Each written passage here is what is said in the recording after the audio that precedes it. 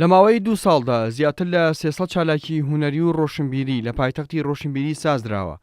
چالاکیەکان بە ژمارەی جیاواز لە بەشە جیاوازەکاندا 300 چالاکی ئەنجام داوە کە هەمووی چالاکی نیشتی تەشریفاتی نییە، ئەنی ئەمانە شتێک نییە بڵێ تەشریفاتی و استقبالی خەڵک بێ. بڕیارمانداوە کە لە مانگی 6 کۆنفرانسە بکەین بۆ کاروباری سینەما، ینی سینەما بۆ معنایی کە ئەمانەی هەندێک شتی نەزەری و فکری باسکەین سەربارەوەی کە بگەین بە قەناعاتێک بۆ پەسەندکردنی قانون یاسایەک بۆ چۆنچۆنی کاری سینەما لە سلێمانی و دواتر لە کوردستان چۆن ڕێکی بخەین. ئایا فستیڤاڵی سینەما چۆنی ئەمانە هەمووی دراسە بکەین و لە کۆنفرانسەکە تەرحیکەین و پەسەندیکەین، دوای بدەین بۆ وەزارەت ئەوانش بکەنە قانون یاخو قەرارێک. لە کارەکانی تری ئێمە کە ئێمە بەڕێوەبەراتی گشتی بەشداری تیاکە فستیڤاڵی سینەمایە کە مانجی دەئەکرێ. ئەم فستیڤاڵە مەسەفێکی زۆری تێچێت کە خۆشبەختانە هەندێک خەڵکیتر پشتیوانی کارەکەیان کردووە، ئەوان مەسرفەکەی دابینەکەن و ئێمەش وەکو بەڕێوەبەراتی گشتی هەم تەلاری هونەرەخێنە خزمەتی ئەوانەوە هەمیش ئەوەی کە بکرێ هاوکاریانەکەین. لە دواترە ئێمە فستیڤاڵێکمانەیە بە ناوی فستیڤاڵی شمشاڵ،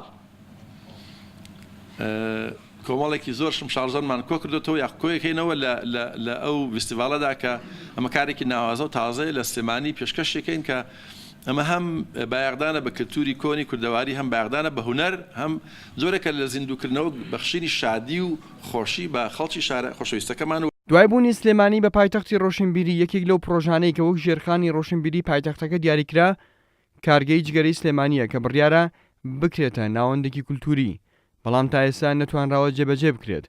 بەڕێبەری گشتی ڕۆشنبیری سلێمانی دەڵێت کۆمەڵێک ڕێگریمان بۆ دروست بوو، ئەگەر ڕێگریەکان بەردەوام بێت ناچارین هەڵوێستی ترمان هەبێت و ئەو کەسانە ئاشکرا دەکەین کە ئاستەنگ دروست دەکەن. باش ناڕۆتە پێش چونکە یەکەم نەقلی مولکی یاخود گواستنەوەی خاوەندارەتەکەی لە وەزارەتی پیشەسازی و بۆسە وەزارەتی ئێمە تەگەری تێکەوت تا ئەندازەیەک تاخیر بوو و ئێساش لە پرۆسێسدایە.